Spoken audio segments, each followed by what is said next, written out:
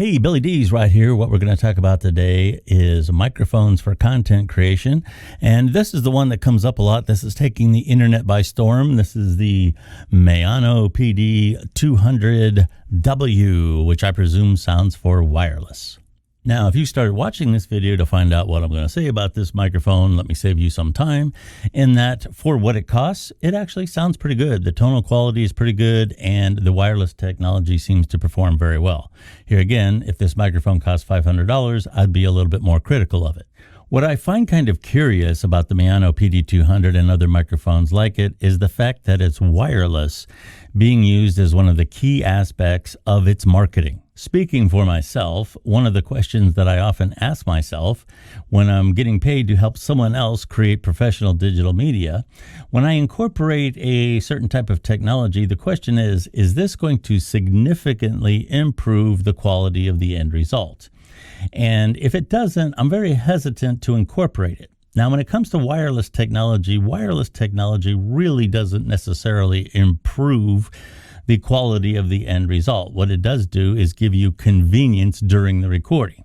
So there's two situations where I pretty much have to use wireless technology. The first one being if I'm out in the field and I'm recording someone, talking out at a site of a news event or something like that, I pretty much have to use a wireless lavalier. That's one of the microphones that gets pinned onto your shirt.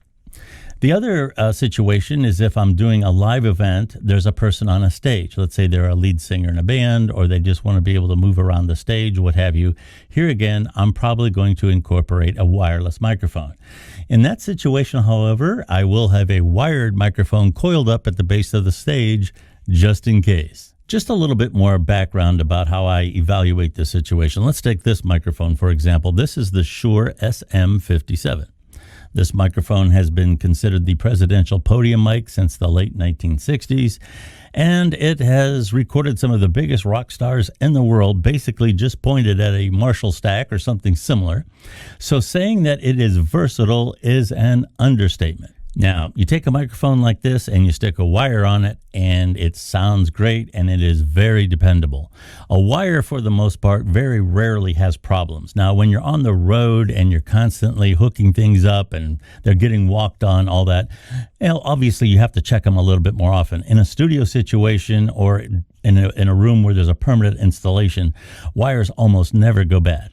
This right here costs just a little over $100, and boy, I'll tell you what, it is awesome. Now let's get back to that scenario where we have a lead singer on stage with a wireless microphone, and a problem starts to happen during a live performance. There's now three areas you have to check. That's the transmitter. Is there a problem with the transmitter? Is it charged up? Does it need a new battery? Whatever the case may be, depending on the make and model. There's the signal that's going through the air. Is something interfering with it? And then there's the receiver. Is there a problem with the receiver? Has it experienced an issue or something else? And this is a lot to sort through during a live performance. The other thing is that in this scenario where you're doing professional sound for a live performance, the wireless microphone that's being used by the lead singer is probably around $1,000, give or take. So this adds a lot of expense and a lot of technical issues to stay on top of just for the sake of convenience, because there's nothing about any of this stuff that makes that microphone sound any better. Back in the day when I did sound for bands, the only people on stage who had wireless microphones was the lead singer and anybody who walked around on stage or went out into the audience, what have you. The keyboard player, for example, he's standing at his keyboard, he's singing into a microphone that's mounted. There's no reason in the world why that microphone needs to be wireless. And all of this kind of brings us around to this. Now, this microphone is mounted on a boom arm. Why would it need to be wireless? This microphone is mounted on a stand.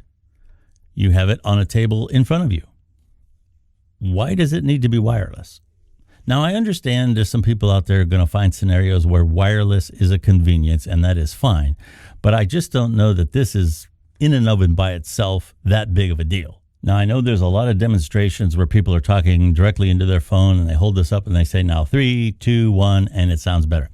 The reason it sounds better is because of something called the proximity effect. So you take any microphone and put it close to your mouth, and it's going to give you a nice, detailed, rich sound.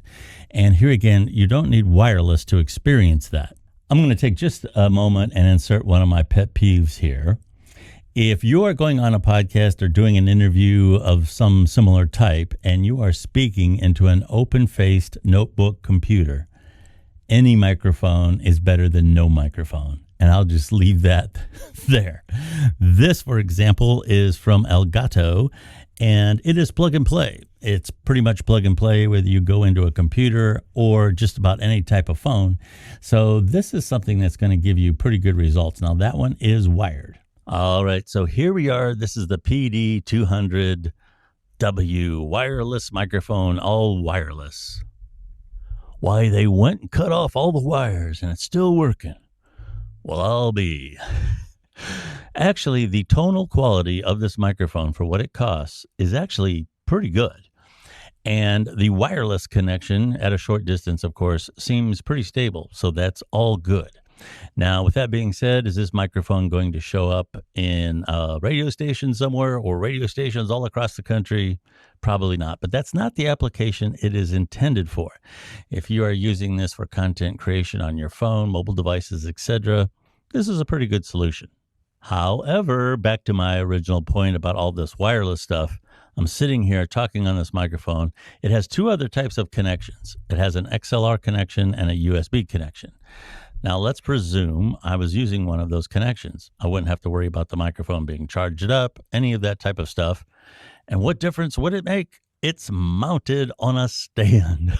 But anyway, it's a pretty cool microphone. It's something you could have a lot of fun with. I'm Billy Dees. Have a great day.